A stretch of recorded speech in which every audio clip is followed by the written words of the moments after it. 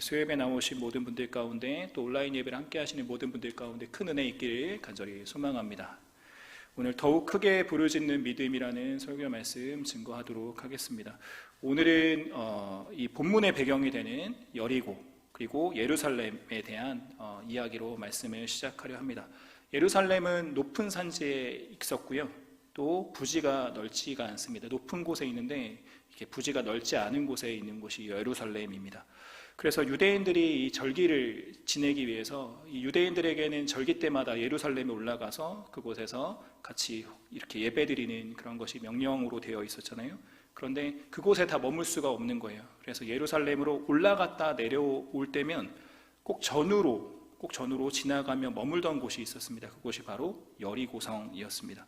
그래서 이 오늘 본문은 예수님께서 마지막 유월절을 제자들과 함께 보내시기 위해서 곧 십자가 제사를 지내시기 위해서 예루살렘을 향해 가시는 길에 있었던 일입니다.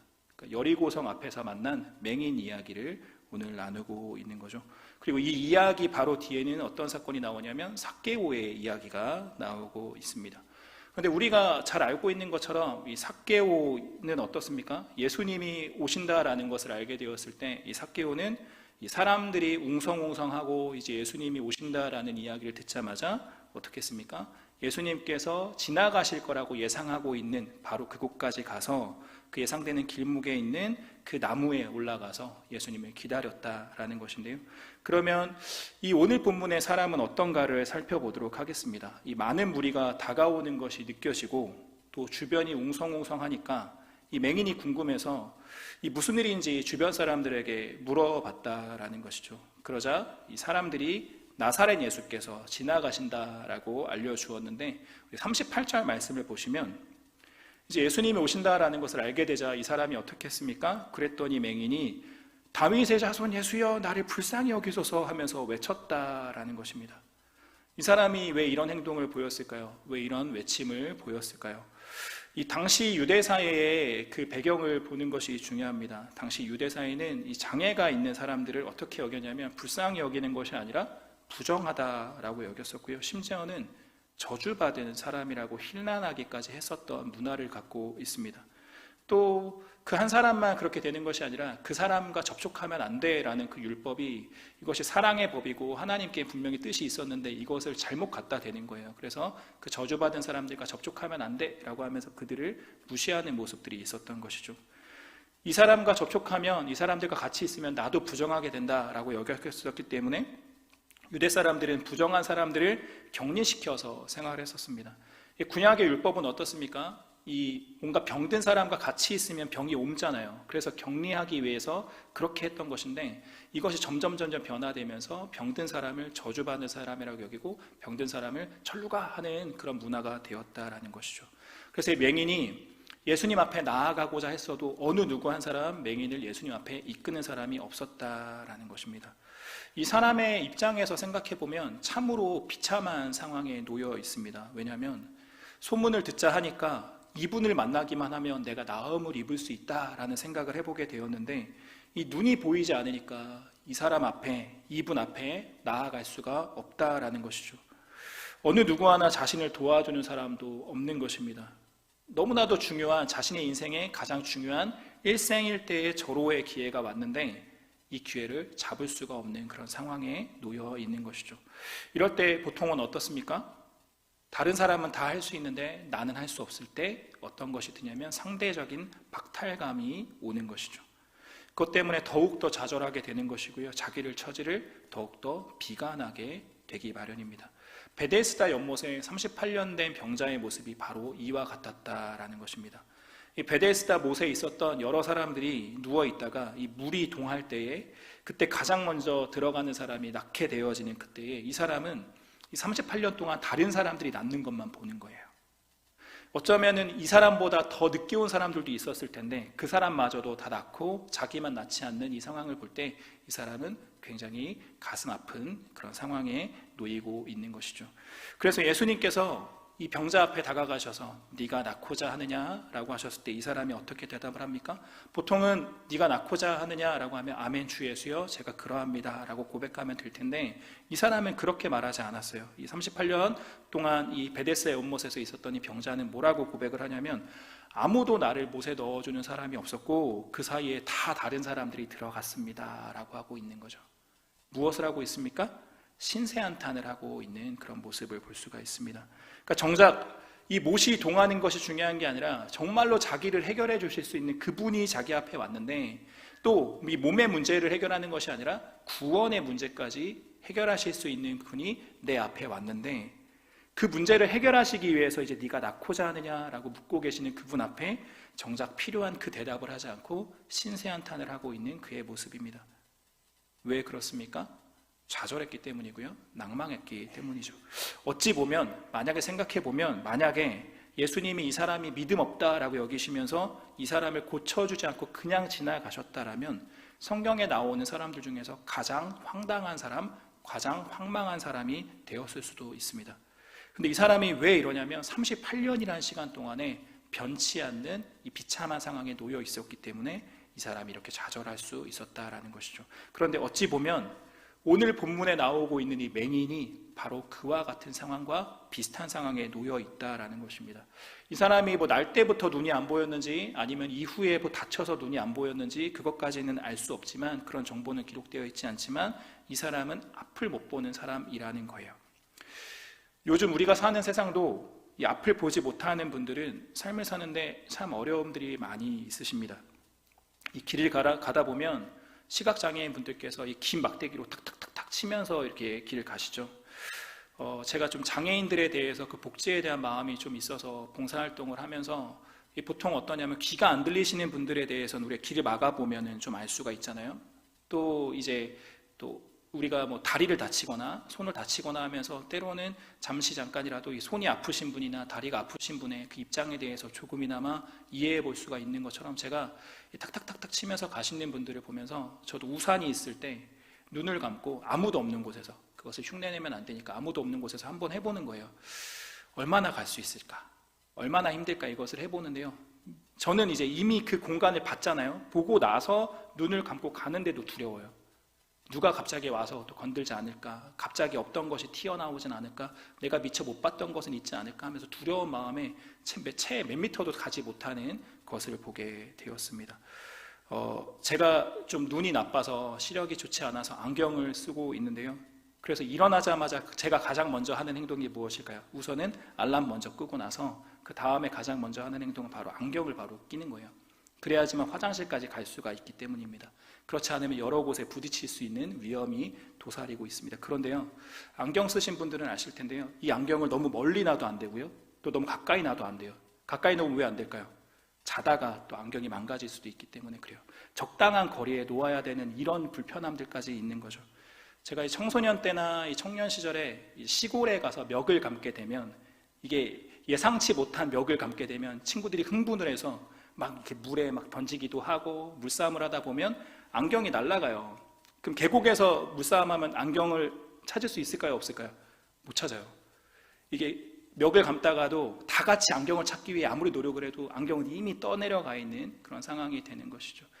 또 콘택트 렌즈 껴보신 분들은 아실 텐데 이렇게 바람이 많이 불거나 이렇게 날이 건조해지면 렌즈를 분명히 잘 끼고 갔는데 이게 건조해져서 렌즈가 빠질 때가 있습니다. 그러면은 찾으면 정말 다행인데 못 찾을 때가 있어요. 그러면은 안경을 망가지거나 렌즈가 빠지거나 이러면은 없는 상태로 집에까지 가야 되잖아요. 그런데 이제 지하철을 탈 때는 안내 방송이 크기 때문에 어느 정도 가거든요. 근데 버스 탈 때는 저처럼 눈이 안 좋으면 어떠냐면 빨간 버스, 파란 버스 지나가는 것을 보는데 몇 번인지까지는 보이지 않는 거예요. 그러면은 이 눈앞에까지 가까이 올 때 왔구나라고 타려고 하면 기사분이 기다리지 않고 가시는 경우.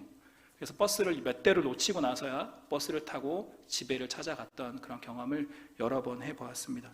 저는 군 시절에 사격을 참 잘했거든요. 그런데 제가 아무리 사격을 잘할지라도 제가 전쟁 중에 만약에 안경이 고장나거나 안경을 잃어버리면 제 전투력은 제로가 되어지는 거예요. 그러니까 이처럼 눈이 안 보이는 게 아니라 시력이 안 좋은 것 뿐인데도 이렇게 불편한 삶을 살아야 하는 것이죠. 제가 예전에 섬겼었던 교회 청년부 제자 중에 이 서울 봉천동에 가면 이런 곳이 있습니다. 실로암 시각장애인 복지관이라는 곳이 있습니다. 그곳에서 일하는 자매를 이제 직장인 신방을 하기 위해서 찾아갔는데요. 그곳에는 이 시각장애인분들을 위한 그 도서관이 있어요. 점자책으로 만들어 놓은 도서관에 무슨 책이 있나 찾아봤더니 최신 유행하는 책들이 다 있더라고요. 그것을 이렇게 점자로 이렇게 만들어서 시각장애인들이 볼 수 있도록 하시고 신청을 받기도 하고요.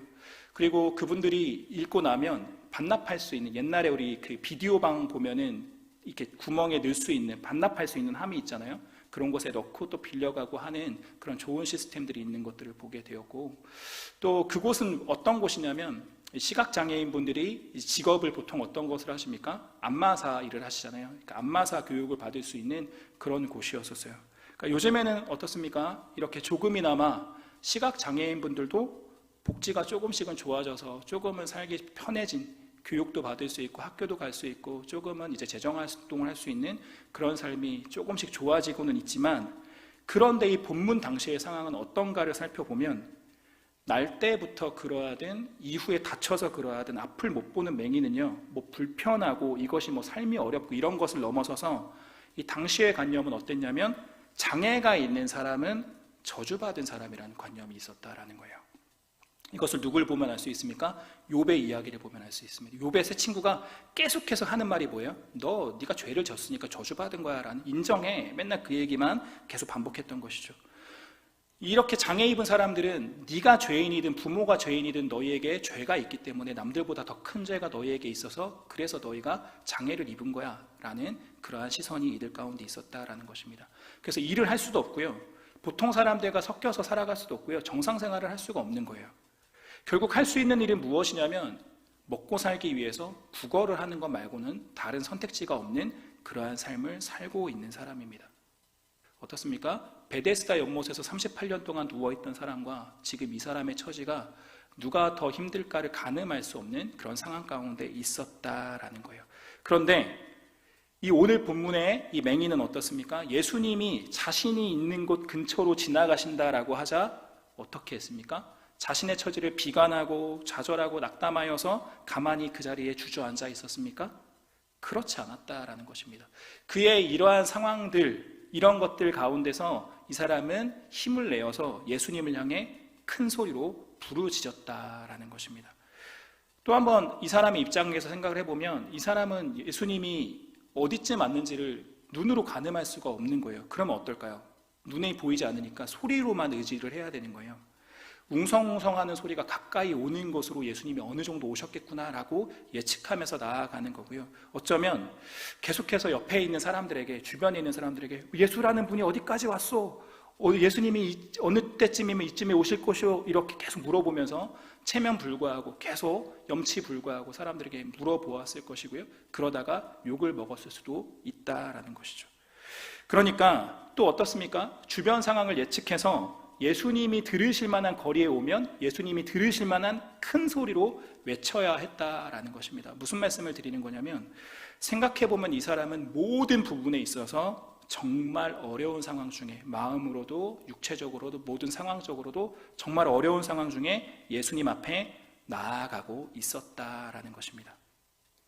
그런데 좀 이렇게 하면, 이 사람이 이렇게 예수님 앞에 나아가려고 노력하면 좀 그때라도 사람들이 가엾게 여겨서 도와주거나 하면 참 좋았을 텐데, 아니면 좀 그냥 잠자코 있거나 하면 좋을 텐데, 39절을 보면 이 사람이 다윗의 자손 예수여 나를 불쌍히 여겨 주시옵소서 라고 예수님께 도움을 구할 때 사람들이 어떻게 합니까? 조용해, 잠잠히 있어 라고 꾸짖는 사람들이 있었다라는 것이죠.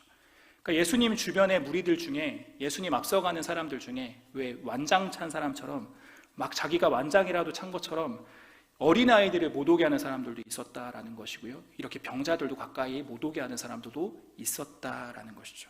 그러나 그들이 꾸짖으면서 잠잠해, 조용해 라고 외치는 이 소리에 이 사람이 어떻게 하고 있습니까? 이 사람은 이에 아랑곳하지 않고 더욱 크게 소리 지르며 다윗의 자손이여 나를 불쌍히 여기소서 하고 외쳤다라는 것입니다. 여기서 우리가 주목해야 할 아주 중요한 것이 있습니다. 이 사람이 지금 예수님을 뭐라고 불렀다라고 말씀드렸습니까? 다윗의 자손 예수여라고 불렀다라는 것이죠. 마태복음 16장을 보시면 마태복음 16장에 예수님과 제자들이 가이사라 빌립보라고 하는 장소를 가게 됩니다. 이 가이사라는 무슨 이름이냐면 로마 황제인 시저 가이사라고 부르는 카이사라라고 부르는 이 사람의 이름을 땄고요. 또 여기 보면은 헤롯 빌립이라는 사람, 빌립보라는 것은 헤롯 빌립이라고 하는 유대 총독의 이름을 딴 거예요. 그러니까 유대 총독이 자기가 이 가이사에게 아부를 하는 거죠. 이곳이 너무나도 아름다운, 이스라엘에서 가장 아름다운 휴양 도시인데 이 지역을 당신에게 이렇게 바칩니다. 당신의 이름을 여기다가 새깁니다 라고 하는 아부하는 그런 장소였던 거예요. 그러니까 예수님이 그 장소, 카이사르의 이름이 있고 이 유대 땅의 총독의 이름이 있고 이곳에 가셔서 사람들이 나를 누구라 하느냐라고 제자들에게 물으셨고요. 거기서 베드로가 멋있는 신앙 고백을 하게 되는 것이죠. 베드로의 신앙 고백 이전에 제자들의 대답은 이러합니다. 더러는 세례 요한이라고 합니다. 더러는 엘리야라고 합니다. 더러는 예레미야라고 합니다. 라고 하면서 이 사람들이 더러는 하면서 누구라고 합니다. 라고 했었던 사람의 공통점은 무엇이냐면 세례 요한, 엘리야, 예레미야 다 누구입니까? 선지자였다라는 것이죠. 유대인들이 존경하는, 유대인들이 사랑하는 위대한 선지자고요. 또 세례 요한은 참 인기 많았었던 선지자인 것이죠. 이 마태복음 16장이면 예수님의 공생애가 한창 진행되고 있을 때였는데요. 이때 사람들은 예수님을 뭐라고 불렀다고요? 선지자라고 불렀다라는 거예요. 그런데 이 예수님을 선지자로 인정하기 싫은 사람들, 예수님을 선지자라고 부르기 싫은 사람들이 예수님을 그때 뭐라고 불렀습니까? 선생이여라고 불렀어요. 랍비여라고 불렀다라는 거예요. 바로 그때 이 맹인은 예수님을 뭐라고 불렀다고요? 다윗의 자손 예수여라고 부르고 있습니다. 나중에 며칠 지나서 예수님이 이제 예루살렘에 입성하실 때 수많은 군중들이 외치는 그 소리인데요. 그 소리를 가장 먼저 부른 사람이 바로 이 사람이에요. 얼마 전에 제가 거라사 군대 귀신 들렸던 그 사람에 대해서 군대 귀신이 불렀던 고백이에요. 그러니까 사람으로는 가장 먼저 다윗의 자손 예수여라고 고백하는 사람이 바로 이 사람이라는 겁니다. 여기서 이 다윗의 자손 예수여라는 말은 예수님은 우리의 메시아이십니다 라고 인정하는 고백입니다. 그러니까 이스라엘 백성들이 그토록 고대하던 메시아가 바로 당신이십니다 라고 고백을 하고 있는 말입니다. 그런데 이때 많은 무리들은 예수님을 우리들이 생각하고 있는, 우리를 구원하시는 메시아, 우리 죄의 문제에서 구원하시는 메시아, 그렇게 대하지 않았다라는 거예요. 이 유대인들은 예수님을 오해된 메시아관을 가지고 바라봤다라는 것입니다. 그러니까 며칠 후에 예루살렘에 이제 예수님께서 나귀를 타고 입성하실 때 다윗의 자손 예수여 호산나 호산나 외쳤던 모든 사람들은 예수님을 왜 메시아라고 외쳤냐면, 이 사람들은 어떤 마음이 있었냐면 군사적인 메시아관을 가지고 봤다라고 합니다. 그러니까 식민지 상태에 있는 이 이스라엘 나라를 다시 회복시켜줘서 옛날에 다윗 왕 때와 같이 부국강병한 우리 이스라엘이 되게 하여 주시옵소서라는 마음을 가지고 예수님을 추앙했었다라는 것입니다. 그래서 오병이어 때에 수많은 사람들이 예수님을 임금 삼으려고 할 때 예수님께서 한적한 곳에 따로 가셨던 이유가 이 사람들이 예수님을 앞장세워서 반역을 일으키려고 했었기 때문에 그렇다라는 거예요. 심지어는 예수님의 제자들도 예수님을 왜 따라다녔었냐면 이러한 군사적인 메시아가 되어서 이 나라를 다시 회복할 때에 나에게 한 자리씩 주겠지, 나에게 장관 삼아주겠지, 나에게 비서실장 삼아주겠지, 오른편에 왼편에 나를 있게 하겠지라는 마음을 가지고 이 사람들이 그렇게 예수님을 쫓아다니고 있었다라는 것입니다. 그런데 어떻습니까? 이 맹인은요, 이러한 것에 관심이 없는 사람들이에요. 나라가 회복되고 내가 높은 자리에 있고 이런 것에 관심이 있는 사람이 아니고요.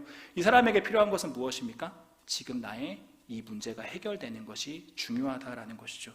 어떤 마음으로 주님 앞에 나아가고 있냐면 예수님을 나의 이 문제를 해결해 주실 수 있는 분, 나의 이 삶의 상황을 변화시켜 주실 수 있는 분, 불가능을 가능하게 하실 수 있는 분으로 믿고 예수님 앞에 나아갔었다라는 것입니다. 그랬더니 어떻게 되었습니까? 믿음대로 되었습니다. 할렐루야. 할렐루야. 자신이 기대하며 믿고 나아간 그 모습 그대로 예수님께서 그에게 바로 그분이 되어주셨다라는 것입니다. 이것이 아주 중요한 것입니다.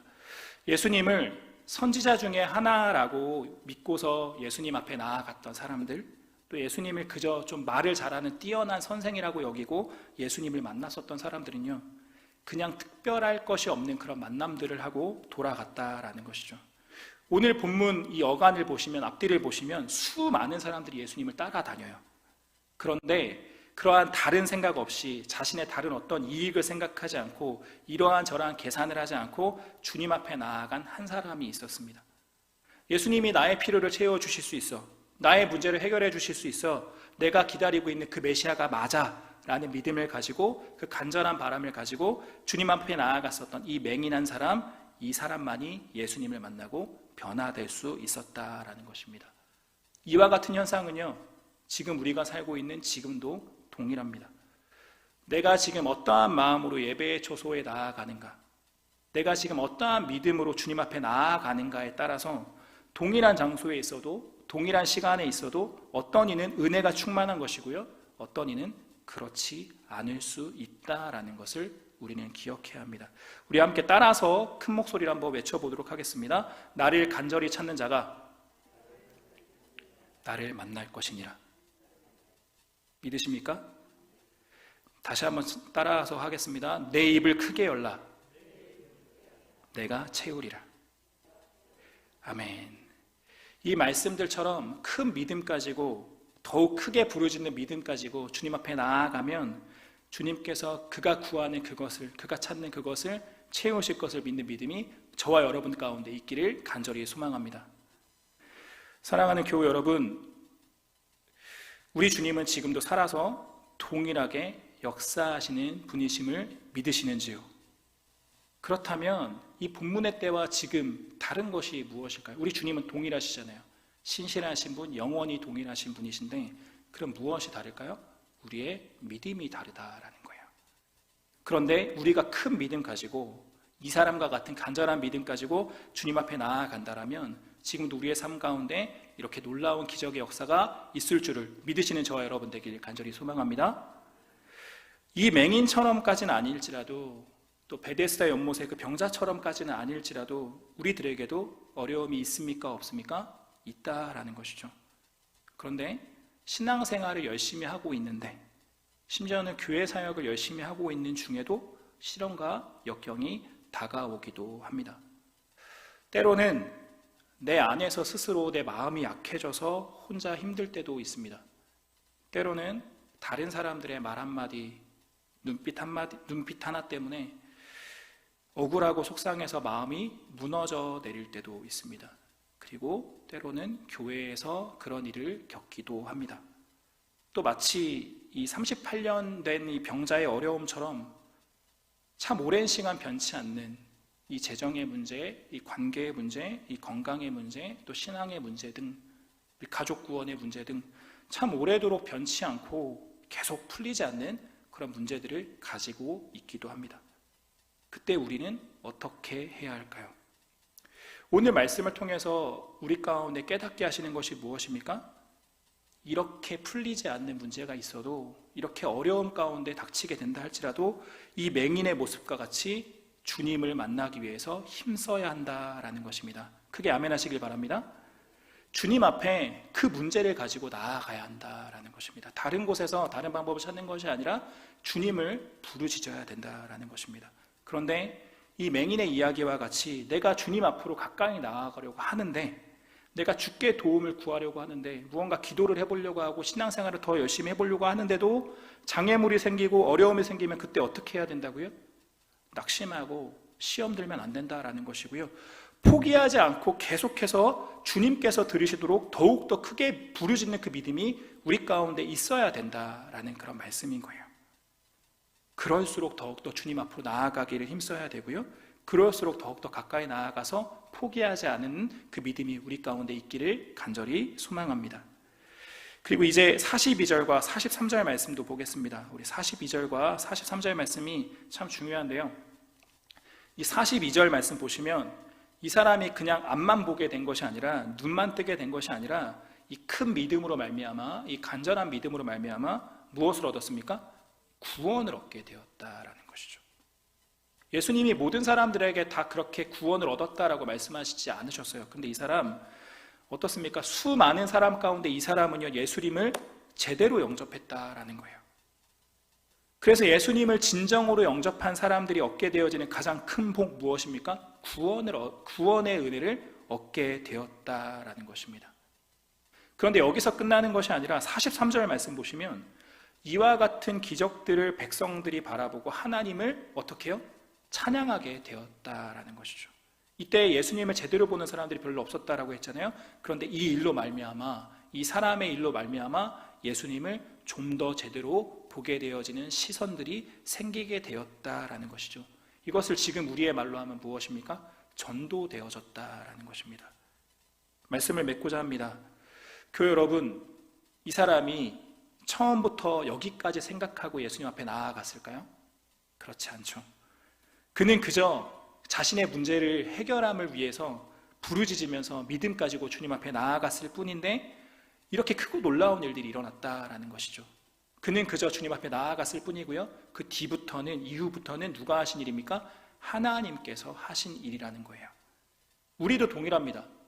우리가 믿음을 가지고 주님 앞에 간절히 바랄 때 하나님께서는 우리가 구하지 않은 그 귀한 것들까지도 풍성히 주시는 분인 줄 믿으시기를 바랍니다. 하나님의 놀라운 일들을 더하시는 분이심을 믿으시길 바랍니다. 먼저 하나님의 나라와 의를 구하면 어떻게 하신다고요? 이 모든 것을 너에게 더하신다라고 말씀하여 주셨습니다. 바로 지금 이 본문의 상황이 그와 같은 상황이라는 것이죠. 우리가 하나님 앞에 먼저 하나님의 나라와 의를 구하게 되면 우리에게 필요한 모든 것들을 다 더하실 것을, 또 하나님의 놀라운 역사가 넘치게 될 것을 믿으시는 저와 여러분 되기를 간절히 소망합니다. 우리 마지막으로 생각하길 원하는 것 한번 생각해 보시길 원합니다. 만일 이 사람에게 이와 같은 우여곡절이 없었다라면, 이 사람에게 이와 같은 이런 스토리가 없었다라면 이 사건이 이렇게 특별하게 기록되고 또 이와 같은 이 귀한 일들이 일어날 수 있겠는가 하는 것입니다. 이와 같은 특별한 일이 없었다라면, 이런 우여곡절이 없었다라면 예수님이 행하셨던 수많은 기적 중에 하나로서 기록되지 않았을 수도 있어요. 이렇게 후대까지 우리들에게까지 이 복음이 전해지지 않았을 수도 있다라는 것이죠. 그러니까 이 사람에게는 어떻습니까? 이와 같은 이 비참한 상황이, 이 어려운 상황이, 이 낭망한 상황에서 주님 앞에 나아갔던 이 모습이 예수님을 참되게 영접할 수 있는 소중한 순간이 되었다라는 것이고요. 심지어는 예수님의 구원의 큰 일을 이루는, 하나님의 놀라운 계획을 이루는 그 귀한 일이 되었다라는 것입니다. 이 성경의 많은 이야기를 보다 보면요, 한 가지의 공통점, 한 가지의 법칙이 나오는 것을 볼 수가 있어요. 하나님의 놀라운 기적의 그 이전에는 어떠한 일이 있습니까? 꼭 어려움의 순간이 있다라는 거예요. 이것은 늘 똑같아요. 하나님의 기적이 있기 전에는 어려움의 순간이 있는 것들을 보게 됩니다. 그 어려움의 순간에 직면했을 때 그때 믿음의 손을 들어서 하나님을 찾고 구하면 무엇이 임합니까? 하나님의 기적이 임하는 것이고요. 반대로 그 어려움의 순간이 임했을 때 그때의 세상 방법을 찾고 내 힘으로 무언가를 해보려고 하면 결국 그 자리에서 벗어나지 못하고 반복되는 삶을 살아가게 된다라는 것이죠. 그러므로 우리는 어떻게 해야 될까요? 내 삶에 어려움이 올까요? 안 올까요? 와요. 내 삶에 시련이 있을까요? 없을까요? 온다라는 거예요. 그때 우리는 좌절하고 낭망하고 그럴 것이 아니라 오히려 위기를 기회로 만드시는 하나님. 우리 따라해 볼까요? 위기를 기회로 만드시는 하나님. 그것을 기억하는 거죠. 우리가 위기를 만났을 때, 어려움을 만났을 때, 우리로 하여금 하나님을 더 가깝게 만나게 하시는 그 시간이구나 라고 생각하면서 오히려 고난이 나에게 유익이 될 수 있겠구나 라고 생각하면서 그렇게 하나님을 바라볼 수 있는 시각이 우리 가운데 있기를 간절히 소망합니다. 상황을 보면 안 됩니다. 베드로가 바람을 보고 바다에 빠졌던 것처럼 우리는 상황을 보면 안 되고요, 장애물이 있다고 좌절하면 안 되고요, 그때라도 어떻게 해야 합니까? 더욱 크게 부르짖는 믿음이 우리 가운데 있어야 할 줄로 믿습니다. 그렇게 더욱 크게 부르짖는 믿음으로 주님 앞에 나아가면 오늘도 내 삶에 역사하시는 주님의 손을 발견하게 될 수 있을 줄을 믿으시기를 바랍니다. 우리 좌우 앞뒤 바라보면서 같이 인사하고 우리 같이 찬양 부르고 기도하는 시간 갖기를 원합니다. 우리 좌우 앞뒤 바라보시면서 우리 축복하며 인사하도록 하겠습니다. 더욱 크게 부르짖는 믿음을 가집시다. 더욱 크게 부르짖는 믿음을 가집시다. 아멘.